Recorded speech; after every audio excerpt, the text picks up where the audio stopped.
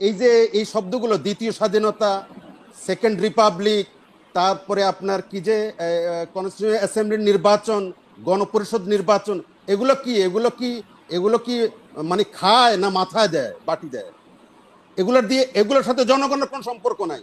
এগুলোর সাথে সম্পর্ক থাকতে পারে কোনো এলিট শ্রেণীর, এগুলোর সাথে সম্পর্ক থাকতে পারে নাহিদদের। এই যে মানুষকে ডিরেইল করলো, এই যে মানুষকে স্তব্ধ করে দিল, এই যে মানুষকে নিস্তেজ করে দিল, এই যে মানুষকে একদম মানে ওয়ার্ড লেস করে ফেললো, এটার জন্য এই কাঠগড়ায় দাঁড়াইতে হবে ইউনূস সরকারকে। এবং আমি ছাত্রদেরকে দোষ দিচ্ছে না, কারণ তারা যে কাজটা করেছে সেই কাজ তাদের কাজ তারা করেছে, তারা এর চেয়ে বেশি কিছু করার তাদের ক্ষমতা ছিল না। বাংলাদেশের কোন রিমোট অঞ্চলে কোন পদ্মা মেঘনা যমুনার পাড়ে গিয়ে করতো, সাধারণ মানুষকে নিয়ে করতো, ইফতার পার্টি যদি ওদের সাথে করতো তাহলে মানুষ বুঝতো যে না এরা নতুনত্ব নিয়ে আসছে। সে তারা ইফতার পার্টি করে 5 তারা হোটেলে, একটা 5 তারা হোটেলে এক প্লেটে ইফতার পার্টিতে খরচ হয় 7 থেকে 8 হাজার টাকা। কোত্থেকে টাকা পায়? আমি দুইজন বক্তার বক্তব্য খুব চমৎকার দিচ্ছিলেন, আমি শুনছিলাম। বিশেষ করে হাসিনুর রহমান সাহেব, উনি তো মজলুম নেতা, ওনার কথা মানুষ খুব মনোযোগ দিয়ে শুনে এবং খুব গুরুত্ব দেয়।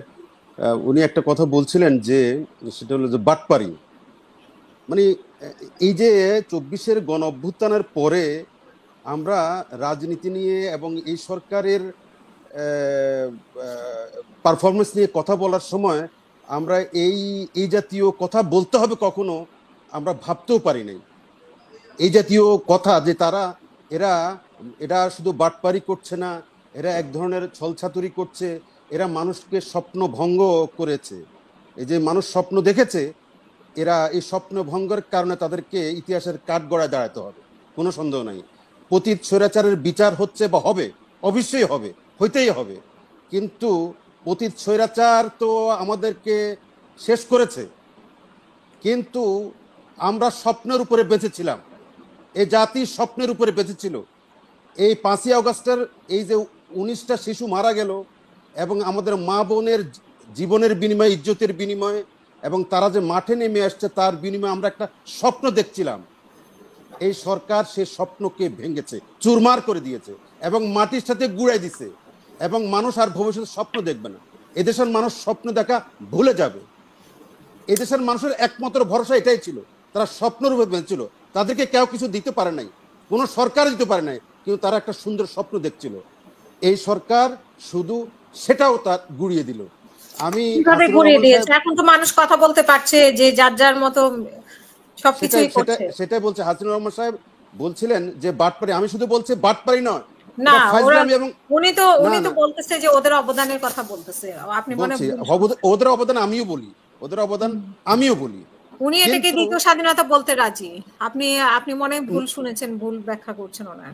না না, আমি দ্বিতীয় স্বাধীনতা বলতে কি, আপনি এই যে এই শব্দগুলো দ্বিতীয় স্বাধীনতা, সেকেন্ড রিপাবলিক, তারপরে আপনার কি যে কনস্টিটিউয়েন্ট অ্যাসেম্বলির নির্বাচন, গণপরিষদ নির্বাচন, এগুলো কি মানে খায় না মাথায় দেয়, বাটি দেয়?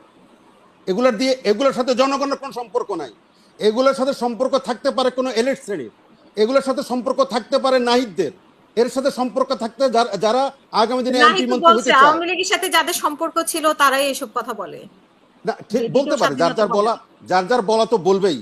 বাংলাদেশ স্বাধীন একবারে হয়েছে এবং হবে, এটা একটা পরিবর্তন। এই পরিবর্তন কাঙ্ক্ষিত ছিল, মানুষ চেয়েছে এই পরিবর্তন, মানুষ চেয়েছে। হ্যাঁ, আমরা বলতাম যদি বিপ্লব, এই বিপ্লবটাকে যদি বিপ্লব করা যেত, এদের যদি গাছ পাস থাকতো, এদের যদি সেরকম মেধা থাকতো, এদের যদি সেরকম উইজডম থাকতো, এদের যদি সেরকম লক্ষ্য থাকতো, এদের যদি সেরকম আপনার পলিটিক্যাল কমিটমেন্ট থাকতো, তাহলে মানুষ খুশি হইতো। তারা কিছু সব লেজে গোবরে করে ফেলছে এবং মানুষকে দিগ্ভ্রান্ত করেছে, মানুষকে বিভ্রান্ত করেছে এবং দিগ্ভ্রান্ত করেছে। এবং ওই যে বললাম, মানুষের স্বপ্ন দোষ হয়েছে এবং মানুষ এটার জন্য এই যে মানুষকে ডিরেইল করলো, এই যে মানুষকে স্তব্ধ করে দিল, এই যে মানুষকে নিস্তেজ করে দিল, এই যে মানুষকে একদম মানে ওয়ার্ড লেস করে ফেললো, এটার জন্য এই কাঠগড়ায় দাঁড়াইতে হবে ইউনূস সরকারকে। এবং আমি ছাত্রদেরকে দোষ দিচ্ছে না, কারণ তারা যে কাজটা করেছে সেই কাজ তাদের কাজ তারা করেছে, তারা এর চেয়ে বেশি কিছু করার তাদের ক্ষমতা ছিল না বা করার কথাও না। তারা ছাত্র, তারা তরুণ, তারা যুবক, তারা আমাদেরকে এই জগদ্দল পাথর সরিয়ে দিয়েছে, আমাদেরকে স্বপ্ন দেখার সুযোগ করে দিয়েছে, তাদের কাজ তারা করেছে। কিন্তু পরবর্তীতে যারা এটাকে টেনে নিয়ে যাওয়ার কথা, এই সরকার যে তাদের যে আশা এবং আকাঙ্ক্ষা, যেটার উপরে মানুষ দাঁড়িয়ে, যে স্বপ্নের উপরে দাঁড়িয়ে মানুষ আশা করছিল, সেটা এরা ধারণ না করতে পেরে আমাদের জাতিটাকে একটা অন্ধকার গহ্বরে নিয়ে গেছে। এটার জন্যই আমি বলতেছি এটা ফাজলামি করতেছে, এটা এক ধরনের ফাতরামি করতেছে জাতির সাথে, এবং জাতির সাথে এক ধরনের তামাশা করতেছে। এই তামাশার জন্য একদিন এদেরকে বিচারে গাট করা যাইতে হবে, এবং তাদেরকে তাদের অযোগ্যতা, তাদের নির্লিপ্ততা এবং তাদের এই সমস্ত কিছুকে তারা স্বীকার করে এদের উচিত এই এই এই সিন থেকে বেড়ে যাওয়া, এবং এটা তাদের কাজ নয়। এটা অন্তত এই দেশে আবার প্রমাণিত হইল, বাংলাদেশে আবার প্রমাণিত হইল সুশীল সমাজ বলে কোনো কথা নাই। সুশীল সমাজ হচ্ছে একটা সবচেয়ে অপরচুনিস্ট একটা শ্রেণী, সবচেয়ে সুবিধাবাদী একটা শ্রেণী। তারা গাছের আগাও খায় এবং তারা গোড়াও খাইতে চায়। হাসিনুর রহমান সাহেব নির্যাতিত হয়েছে, উনি যদি আজকে এই সরকারের গুরুত্বপূর্ণ জায়গাতে থেকে ভূমিকা নিত, মানুষের দুঃখ থাকতো না। সেটা হয় নাই। কারা নিয়েছে দায়িত্ব নিয়েছে যারা সব সময় সুখে ছিল, আরামে ছিল, আয়েসে ছিল, সরকারের আগা খাইয়েছে এবং গোড়াও এখন খাইতে চায়। এরা এখন অবসর জীবন যাপন করছে, এই ক্ষমতা তারা এনজয় করছে। এটার এই যে আমরা আলোচনা করছি, এই যে আমরা বাংলাদেশ তো আপনার আমার হাসিনুর রহমান, তারপরে হাসিনা আক্তার, আমাদের দেশ নয় শুধু, বাংলাদেশ 18 কোটি জনগোষ্ঠীর দেশ, কৃষকের দেশ, শ্রমিকের দেশ, সাধারণ মানুষের দেশ, শ্রমজীবী মানুষের দেশ, 70% নিরীহ মানুষের দেশ। আপনারা আমার মতো আমরা যারা টকশো করি, আমরা যারা এই যে টকশোতে মানে অনেক বেশি আলোচক হিসেবে নয়, শুধু আমরা মানে নেট দুনিয়া আমরা গরম করে ফেলতেছি। আপনি কি বিশ্বাস করেন বাংলাদেশের কতজন মানুষ এই টকশোর সাথে জড়িত? এই টকশোর সাথে জড়িত যারা নেটে, আপনি 18 কোটি জনগোষ্ঠীর মধ্যে আপনার হয় 1 কোটি জনগোষ্ঠী টকশো দেখে বা টকশো করে, এগুলোর খবর রাখে। এই রাজনীতি কে করলো না করলো, এই যে শব্দগুলো চয়ন করা হচ্ছে, যেভাবে দ্বিতীয় রিপাবলিক, দ্বিতীয় স্বাধীনতা, এগুলো খুব মানে লুক্রেটিভ, খুবই শুনতে চমৎকার শোনা যায়, খুবই এর আগের সরকার যেরকম স্বাধীনতার মানে বটিকা বিক্রি করতো, চেতনা বিক্রি করতো, ঠিক 24-এর এরাও সে একই কায়দায় একই অবস্থায় এটাকে বিক্রি করতে চাচ্ছে। আমি যেটা সর্বশেষ যেটা বলবো, আপনার সাথে এত কিছু বলার সময় নেই। প্রথম কথা হচ্ছে, এই ছাত্রদেরকে দিয়ে, এই তরুণদেরকে দিয়ে মানুষের মধ্যে আগ্রহ সৃষ্টি হয়েছিল, মানুষ শক্ত দেখছিল, সেটা তাদের কাজ তারা করেছে। কিন্তু তাদেরকে যারা গাইড করছে, তারা চরমভাবে এই মানুষকে, আমাদের 18 কোটি জনগোষ্ঠীকে একটা দিশা দিতে, একটা পাথেও দেখাইতে তারা ব্যর্থ হয়েছে। এবং এই ব্যর্থতার জন্য তারা যদি মনে করে যে আমরা চেষ্টা করেছি, আমাদের সততা ছিল, আমাদের ইচ্ছা ছিল, আমরা পারি নাই, no excuse, no mercy at all, no mercy at all.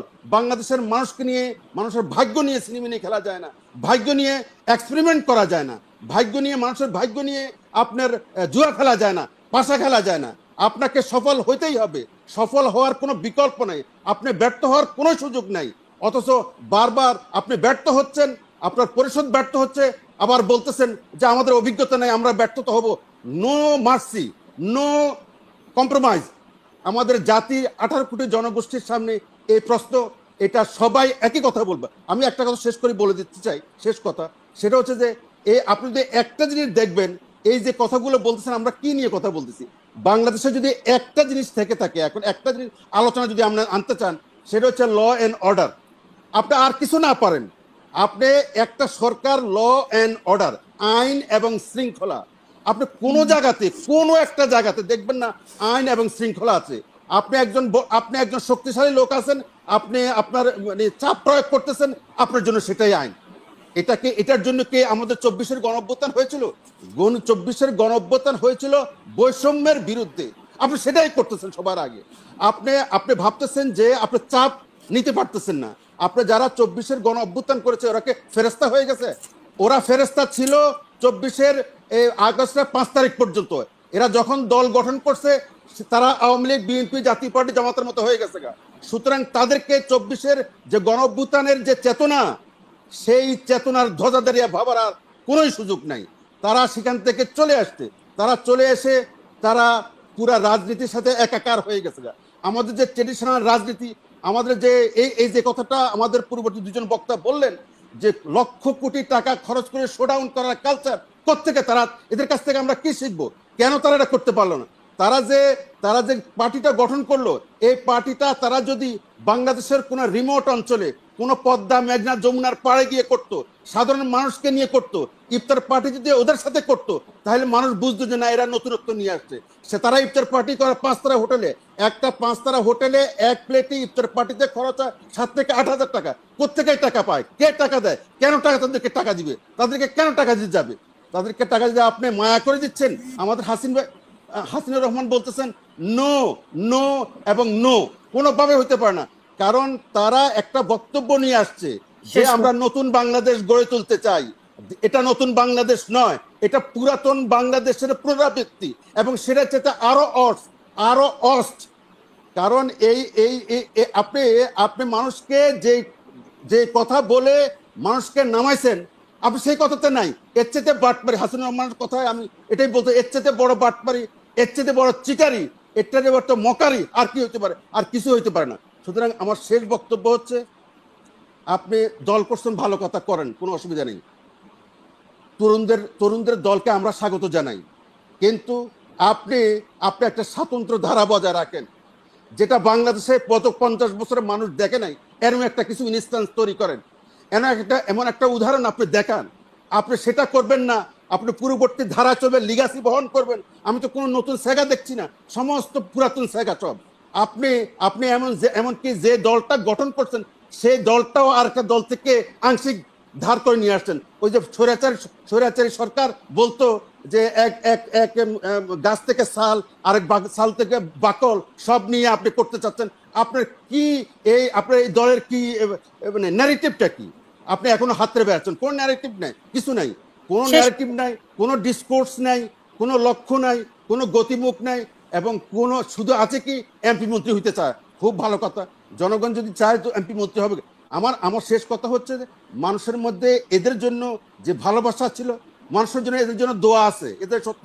কারণ তারা ঝুঁকে নিছে, তারা বাংলাদেশের মানুষকে নিঃশ্বাস ফেলাইতে সুযোগ দিছে। আজকে তারা এই আন্দোলনটা করার ফলে আজকে আমাদের প্রধান দলের নেত্রী বাইরে এসে বিদেশে ভ্রমণ করতে নিঃশ্বাস নিছে। সারা বাংলাদেশ নতুন করে একটা নিঃশ্বাস নিতে পারছে, এবং সমস্ত বিরোধী দল জেল থেকে বেরিয়ে আসছে। এই যে বাবার মতো লোক জেল থেকে বেরিয়ে আসি, যে নিঃশ্বাসটা ফেলছে, সমস্ত আকাশ বাতাস ভারী হয়ে গেছে। এই যে নতুনত্ব দিয়েছে, এটার জন্য চিরদিন জাতি তাদেরকে স্মরণ করবে। কিন্তু তাদের ভূমিকা 5ই আগস্ট পর্যন্ত, এরপরে তাদের প্রত্যেকটা ভূমিকা জাতির কাছে প্রশ্নবোধক, এবং জাতি দেখতে চায়, তারা দেখবে এবং শুনবে, পর্যবেক্ষণ করবে, তারপর চিন্তা ভাবনা করবে। ধন্যবাদ।